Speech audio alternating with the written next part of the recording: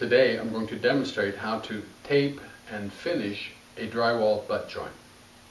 Here is a list of tools and materials.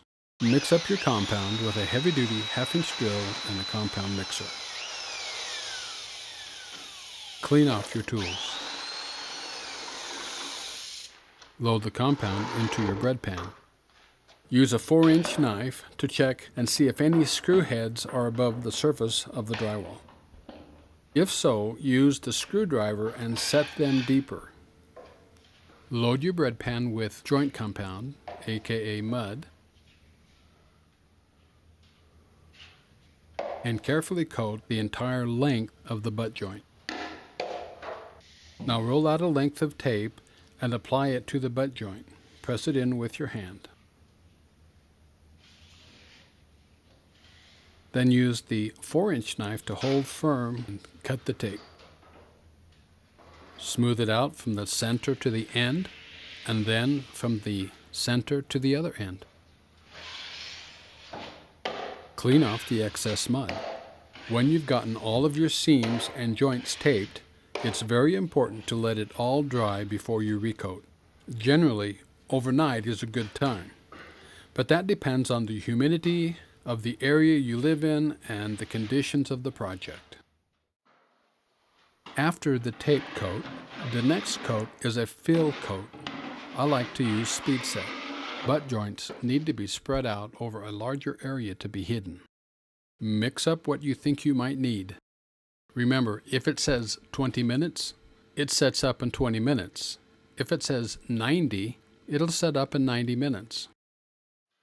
Coat each side of your joint and smooth it out. I used the speed set on this coat, so I don't have to let it dry before I apply another coat. I can apply another coat as soon as this coat has set.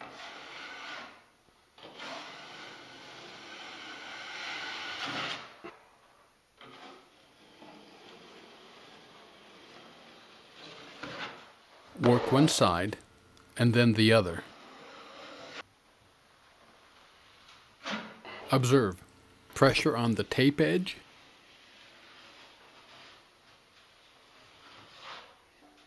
and now pressure on the outside edge to feather the patch. And one more time to smooth it down.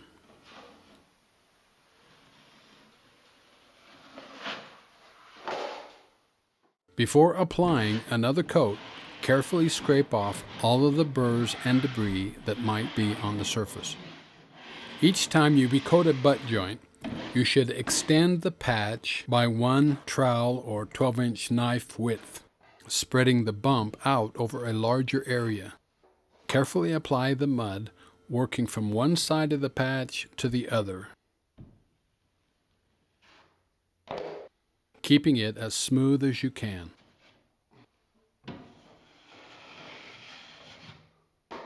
It's a little like wax on, wax off. I think a lot of people might remember that. But in this case, it's mud on, mud off, keep it smooth. The mud that you smooth off today is something that you do not have to sand off tomorrow.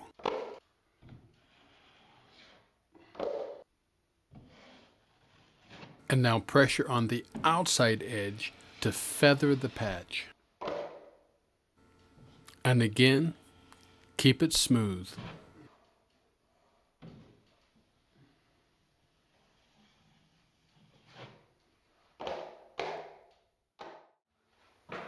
On this smoothing pass, I knock off all of the imperfections and burrs that might be on the surface. Apply a coat of mud along the far outside edge of this coat. Smooth it out and apply additional pressure to the outside edge with the knife to feather the edge. Then apply the next section, smoothing as you go. Just work your way across the patch, filling in the low spots, and be consistent.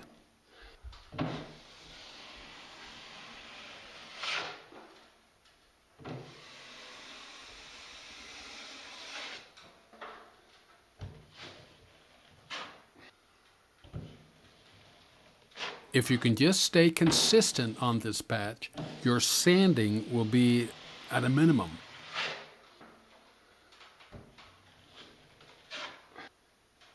Again, once I've gotten to the other side of the patch, I use additional pressure on the outside edge of the knife to feather the edge. Now that it's all dry, get a light and hold it high. It will show you all of the imperfections. This will allow you to touch up all of your rough spots. Remember to keep it smooth and let it dry. Now that it's all dry, sand off the rough spots and you're good. I hope this has been helpful. Please subscribe, like, and share. Thank you for watching. And come back and see me.